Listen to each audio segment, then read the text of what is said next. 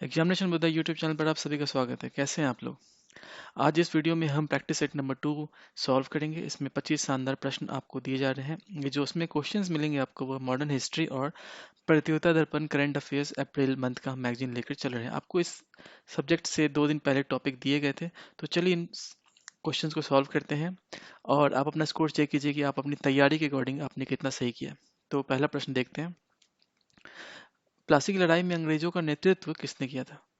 ये जितने भी इसमें क्वेश्चन होंगे आज के प्रैक्टिस सेट में, इनफैक्ट जितने भी हम प्रैक्टिस सेट आपको देते हैं सारे एग्जामिनेशन ओरिएंटेड और इम्पॉर्टेंट क्वेश्चन सेट आपको दिए जाते हैं।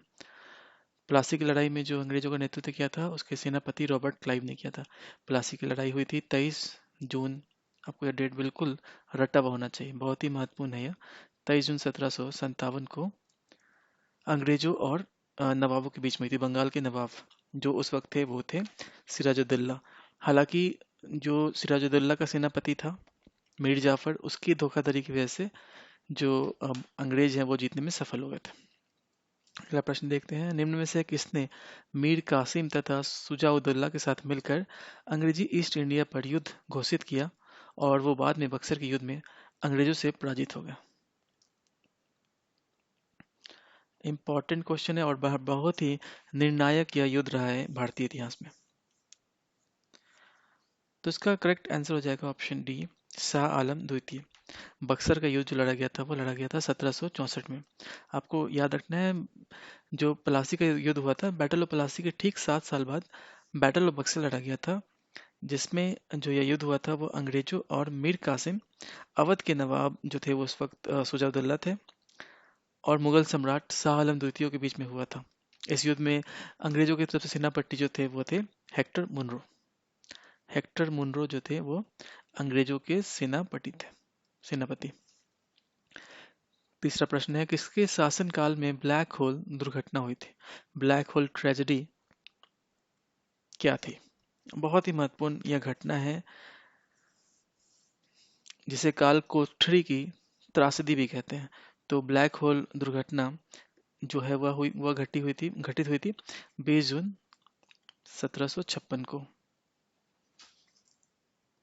20 जून 1756 को जो है ब्लैक होल ट्रेजेडी हुई थी और इतिहास के पन्नों में जो है ये ऐसा कहा जाता है कि इसकी वजह से ही जो है बैटल ऑफ पलासी का युद्ध लड़ा गया था। इसके इसके बाद इस घटना के बाद इस घटना में यह हुआ था कि सिराजुद्दौला ने 20 जून की रात में 146 अंग्रेज व्यक्तियों को एक छोटी सी कोठरी में बंद कर दिया और अगले दिन जब सुबह उस कोठरी को खोला गया तो उसमें से केवल 23 व्यक्ति ही जिंदा बचे थे। और ऐसा कहा जाता है कि ब्लैक होल दुर्घटना जो है वो प्लासी के युद्ध का जो है मुख्य कारण था। तो इसका आंसर हो जाएगा ऑप्शन सी, सिराजुद्दौला। आपको यह याद रखना चाहिए। ब्रिटिश जनरल जिसने हैदर अली को पोर्तो नोवा के युद्ध में हराया था?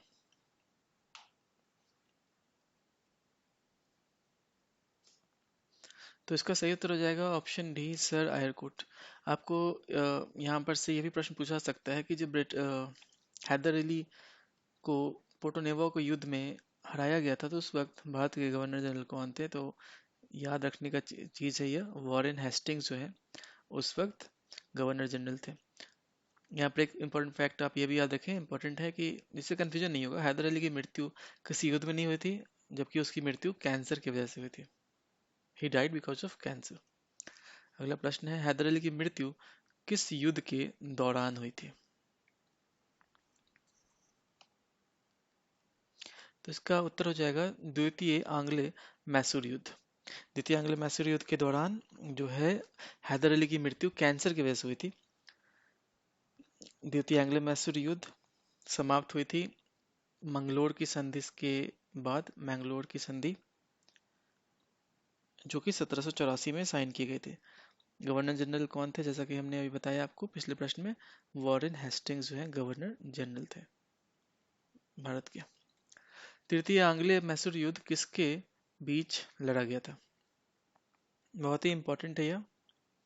एग्जामिनेशन में आपको इन सब का जो है डेट बिल्कुल याद होना चाहिए टिप पर। तृतीय आंग्ल मैसूर युद्ध 1790 से 1792 के बीच में लड़ा गया था और इसमें मैसूर के खिलाफ मराठा, हैदराबाद और अंग्रेजों के संयुक्त सेनाओं ने मैसूर के ऊपर लड़ाई की थी। के खिलाफ।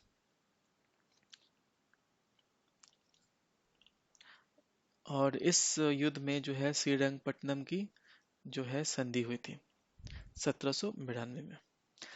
चौथे आंग्ल मैसूर युद्ध 1799 के संबंध में इन कथनों पर विचार कीजिए। आप ये पॉइंट्स देखें, स्टेटमेंट देख रहे हैं, 2 से 3 सेकंड का पॉज दे रहे हैं आपको और बताएं कि इसमें से कौन सा कथन सही है। चौथा एंग्लो मैसूर युद्ध जो है 1799 में हुआ था। उस वक्त भारत के जो गवर्नर जनरल थे वो जनरल कॉर्नवालिस नहीं, लॉर्ड वेलेस्ली थे। यहाँ से बहुत प्रश्न बनता है, अक्सर स्टूडेंट्स इस वाले पोर्शन को छोड़कर जाते हैं, बट आप जितने भी टॉपिक हैं, आप मैसूर से ले लीजिए, बंगाल से ले लीजिए, इन सब से प्रश्न बहुत ज़्यादा आते हैं। हैदराबाद के निज़ाम, इन सबको आप इग्नोर नहीं करें। तो जो गवर्नर जनरल थे वो लॉर्ड वेलेस्ली थे। इस युद्ध के दौरान श्रीरंगपट्टनम की संधि हुई थी या ऐसा नहीं हुआ था? हमने पिछले क्वेश्चन में देखा था श्रीरंगपट्टनम की संधि जो है वो तीसरे एंग्लो मैसूर युद्ध के दौरान हुई थी। पहला ऑप्शन गलत हो जाएगा, दूसरा ऑप्शन भी गलत हो जाएगा। तीसरे ऑप्शन को देखते हैं। मैसूर राज्य पर सहायक संधि लाद दी गई थी और यह जो सब्सिडियरी अलायंस जिसे सहायक संधि कहते हैं, यह मैसूर राज्य पर लाद दी गई थी और इसमें जो है कृष्ण राज्य द्वितीय जो कि वोडेयर वंश का था उसे राजगद्दी पर बैठा दिया गया था। तो 3 और 4 जो है सही हो जाएगा। लॉर्ड वेलेस्ली ने भारत में सब्सिडियरी अलायंस लेकर आया था वो। चौथे आंग्ल मैसूर युद्ध में अंग्रेजी सेना का नेतृत्व किसने किया था? चौथा एंग्लो मैसूर युद्ध हुआ कब था? यह हुआ था 1799 में। उस वक्त भारत के गवर्नर जनरल कौन थे? अभी पिछले क्वेश्चन में देखा हमने, लॉर्ड वेलेस्ली थे। और यहाँ पर यह क्वेश्चन पूछा जा रहा है कि चौथे आंग्ल मैसूर युद्ध में जो अंग्रेजी सेना का नेतृत्व है वो किसने किया था? तो वो किया था जनरल स्टुअर्ट ने। अगला क्वेश्चन देखेंगे, निम्न में से किसने इजारेदारी प्रथा की शुरुआत की थी? Very important question, VVI mark कर ले इसको। इजारेदारी प्रथा जो है भारत में शुरुआत किसने की थी? तो इसकी शुरुआत भारत में की थी मुर्शीद कुली खान ने। मुर्शीद कुली खान जिसने बंगाल की राजधानी को ढाका से, पहले बंगाल की राजधानी ढाका थी, उसने ढाका से मुर्शिदाबाद ट्रांसफर किया था मुर्शीद कुली खान, और इसने इजारेदारी प्रथा की शुरुआत की थी। निम्न में से किस शासक ने बंगाल की राजधानी को मुर्शिदाबाद से मुंगेर स्थानांतरित किया था? पिछले क्वेश्चन में हमने देखा था कि ढाका से मुर्शिदाबाद जो है मुर्शीद कुली खान लेकर आए थे बंगाल की राजधानी को, और अब यहाँ पूछा जा रहा है मुर्शिदाबाद से मुंगेर जो है वो लेकर आया था कौन? Mir Qasim. Option A correct हो जाएगा। तो कभी कभी एग्जामिनेशन में ये पूछते हैं कि जो बंगाल की राजधानी का क्रम रहा है वो कैसे है, तो क्रम होगा ढाका, मुर्शिदाबाद और मुंगेर। बक्सर के युद्ध के दौरान बंगाल का तत्कालिक गवर्नर कौन था? बैटल ऑफ बक्सर 1764 में लड़ा गया था अंग्रेजी सेना के खिलाफ मुगलों के द्वारा। मुगल, बंगाल के नवाब और अवध, ये तीनों जो है मिलकर अंग्रेजों पर इन्होंने क्या किया था? आक्रमण किया था और इसमें अंग्रेजों की जीत हुई थी। और अंग्रेज उस वक्त जो गवर्नर थे वो थे वेंसी टाट, तत्कालीन गवर्नर। बक्सर की युद्ध के दौरान इन्हें बनाया गया था। बंगाल का द्वैत शासन कब से कब तक चला था? बंगाल का द्वैत शासन लाने वाला जो है वह लॉर्ड क्लाइव था, जिसने बंगाल में जो है द्वैत शासन प्रणाली की शुरुआत की थी। Lord Clive was the one who introduced the dual system in Bengal, और इसका कार्यकाल जो था ये चला कब से कब तक था? 1765 से 1772। और कई बार एग्जामिनेशन में पूछा जाता है कि द्वैत शासन को प्रणाली को समाप्त किसने किया था? तो वॉरेन हेस्टिंग ने। इस पर बीपीएससी 66वीं बीपीएससी में प्रश्न पूछा गया था कि द्वैत शासन जो है उसकी शुरुआत किसने की थी? तो उसका उत्तर है लॉर्ड क्लाइव। काल कोठरी की त्रासदी नामक घटना कब हुई थी? ये हमने पहले भी इस प्रश्न को देखा है। आप इसका उत्तर इजली कर पाएंगे।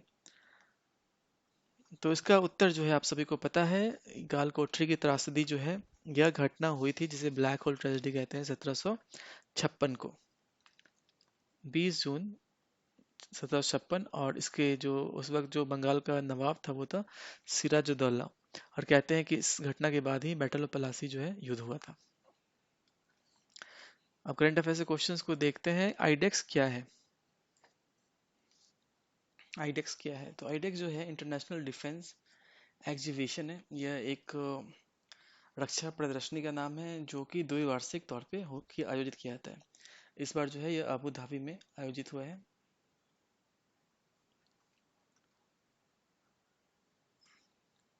अबू धाबी में इसका आयोजन किया गया है और इसमें जो है भारत की तरफ से आईएनएस प्रलय का प्रदर्शन किया गया। आईएनएस प्रलय का। तो ऑप्शन बी यहाँ पर करेक्ट हो जाएगा। अप्रैल महीने का प्रतियोगिता दर्पण हम मैगजीन ले रहे हैं तो इसमें जो भी न्यूज़ मिलेंगे हमें फरवरी मंथ्स के मिलेंगे। टाइगर वुड्स का संबंध किस चीज़ से? टाइगर वुड्स अभी चर्चा में रहे थे क्योंकि उनकी जो है सड़क दुर्घटना में वो गंभीर रूप से घायल हो गए थे। तो यह अमेरिकन, बहुत ही फेमस अमेरिकन गोल्फर है। ऑप्शन बी करेक्ट है। हाल ही में युद्ध अभ्यास अमेरिका और भारत के मध्य संपन्न हुआ। इससे जुड़ी सही कथनों को आप चुनें।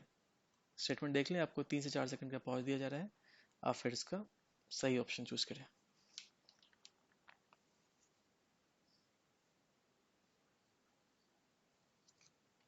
इसका सही उत्तर हो जाएगा पहला ऑप्शन देखते हैं। इस वार्षिक युद्ध अभ्यास की शुरुआत 2005 में हुई थी। ये बिल्कुल करेक्ट है। इसकी शुरुआत भारत व अमेरिका के बीच 2005 में हुई थी और यह जो है माफ कीजिएगा, संयुक्त अभ्यास प्रति वर्ष दोनों देशों की मेजबानी में बार बार आयोजित किया जाता है। मतलब यह है कि अगर एक साल अमेरिका में हुआ है तो दूसरे साल इंडिया में होगा, फिर अमेरिका और फिर इंडिया, इस तरह से यह जो है ईयर बाय ईयर इनके बीच में यह अभ्यास किया जाता है। तो पहला सही है 2005 में। और आपको ध्यान देने वाली बात यह है कि इसका नाम ही है युद्ध अभ्यास।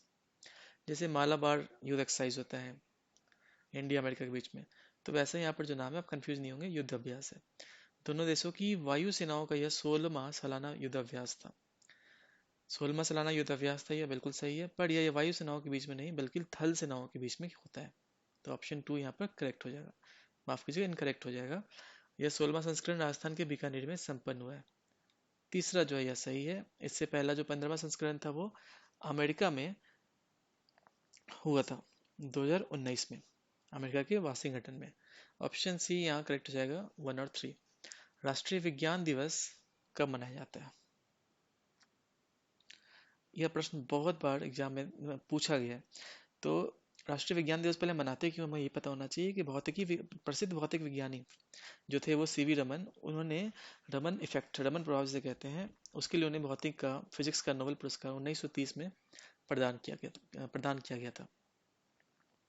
1930 में जो है उन्हें भौतिकी का नोबेल पुरस्कार प्रदान किया गया था। और उसकी खोज जो है उन्होंने 28 फरवरी 1928 को की थी, रमन इफेक्ट की खोज।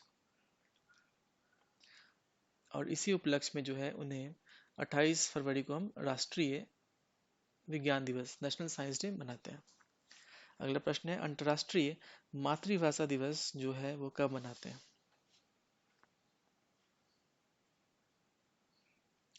तो इसका करेक्ट आंसर हो जाएगा ऑप्शन बी, 21 फरवरी। यूनेस्को ने 17 नवंबर 1999 को, यूनेस्को के द्वारा 17 नवंबर 1999 को बांग्लादेश के भाषा आंदोलन दिवस 21 फरवरी को जो है अंतरराष्ट्रीय, इंटरनेशनल मदर लैंग्वेज डे के रूप में स्वीकृति दे दी थी। ऑप्शन बी जो है करेक्ट हो जाएगा। यहाँ पर आपको याद रखना है कि बांग्लादेश की भाषा आंदोलन दिवस के को जो है यूनेस्को ने स्वीकृति दी थी। अगला क्वेश्चन है, फेमिना मिस इंडिया खिताब किसने जीता है?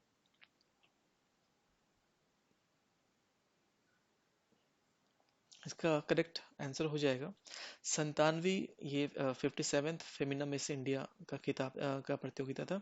और इसका खिताब जो है वह जीता है मनासा वाराणसी ने। यह तेलंगाना की रहने वाली है। और जो रनर अप थी वो है मान्या सिंह, जो कि काफी सुर्खियों में थे क्योंकि उनके पिता जो है एक ऑटो चालक है। अगला प्रश्न देखते हैं, सर्वश्रेष्ठ फिल्म गोल्डन ग्लोब पुरस्कार किससे मिला? फरवरी महीने का ये सारे न्यूज़ है। हम हालांकि मैगजीन जो है अप्रैल का ले रहे हैं। प्रतियोगिता दर्पण जब आप पढ़ते हैं तो उसमें मैगजीन, उसमें जो न्यूज़ दिया जाता है वो ठीक 2 महीने पहले का होता है। तो नोमैड लैंड जो है उसे सर्वश्रेष्ठ फिल्म का खिताब दिया गया। निम्न से किस भारतीय फिल्म को ऑस्कर पुरस्कारों के लिए इंटरनेशनल फिल्म की श्रेणी में आधिकारिक प्रविष्टि मिली है? महत्वपूर्ण प्रश्न है। ऑस्कर अवार्ड 2021 के लिए भारत की तरफ से कौन सी मूवी को ऑफिशियल एंट्री दी गई है? तो इसका करेक्ट उत्तर हो जाएगा विद्या बालन की निर्माता के रूप में जो पहली फिल्म है नटखट, उसे ऑफिशियल एंट्री दी गई है। और ऑस्कर अवार्ड्स की जो घोषणा है वो 25 अप्रैल को की जाएगी। अगला क्वेश्चन है, NCSC national commission for scheduled castes यानी राष्ट्रीय अनुसूचित जाति आयोग के नए अध्यक्ष कौन बनाए गए हैं? महत्वपूर्ण क्वेश्चन है। यह क्वेश्चन आपसे पूछा जा सकता है, परीक्षा में आने की संभावना बहुत ज्यादा है। 24 फरवरी 2021 को विजय सांपला ने इसके अध्यक्ष का कार्यभार संभाला है। आपसे आपसे आपको कमेंट बॉक्स में इसका बताना है कि जो राष्ट्रीय अनुसूचित जाति आयोग के पहले अध्यक्ष कौन थे और इसकी शुरुआत कब हुई थी। अगला क्वेश्चन देखते हैं। विश्व व्यापार संगठन यानी WTO वर्ल्ड ट्रेड ऑर्गेनाइजेशन की पहली महानिदेशक कौन बनी है? यह क्वेश्चन तो आप लिख लें कि एग्जामिनेशन में बिल्कुल ही आने का प्रोबेबिलिटी बहुत हाई है। VVI कर ले इसको। WTO की जो पहली जनरल डायरेक्टर यानी महानिदेशक वह कौन है? वह चुनी गई है नाइजीरिया की नकोजी ओकोंजा इविला को जो है बनाया गया है। आपको ये पता होना चाहिए कि WTO की स्थापना गैट के स्थान पर की गई थी और यह की गई थी 1 जनवरी 1995 को। अभी तक इसमें 7 महानिदेशक बन चुके हैं। नकोजी ओंकोजो जो है इवोला, यह है 7th नंबर की महानिदेशक।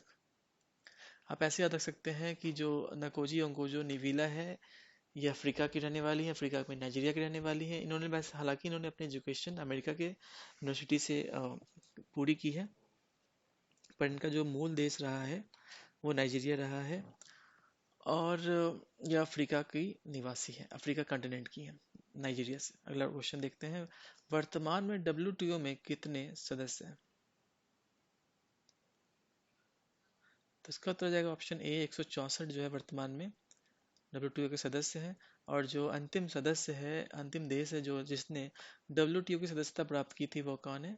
यह क्वेश्चन पूछा जाता है कई बार। अफगानिस्तान जो है उसे 2016 में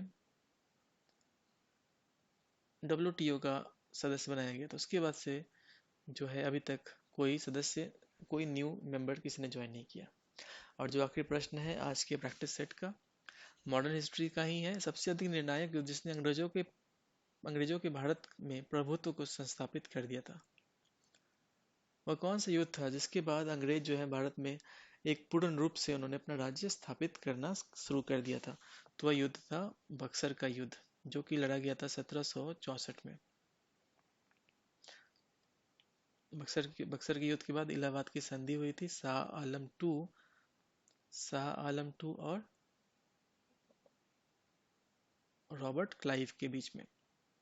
इलाहाबाद की संधि बहुत ही फेमस संधि है और इससे प्रश्न हमेशा पूछे जाते हैं। इसके साथ ही हमने 25 प्रश्नों का काफ़ी अच्छा प्रैक्टिस सेट सॉल्व किया। आप जो लोग ने सॉल्व किया है ईमानदारी से, आप प्लीज़ अपना मार्क्स हमें कमेंट बॉक्स में बताएं। और अगर आपके पास कोई सजेशन है, कोई फीडबैक है, इसको और अच्छा कैसे कर सकते हैं, या फिर कुछ आप फीडबैक देना चाहते हैं, तो प्लीज़ आपका स्वागत है।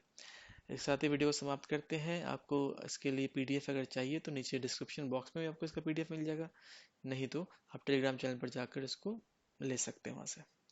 Thank you. अपना ध्यान रखें, मस्त रहें, महामारी का समय है, घर में रहें, माता पिता के साथ उनका ख्याल रखें। Thank you and take care.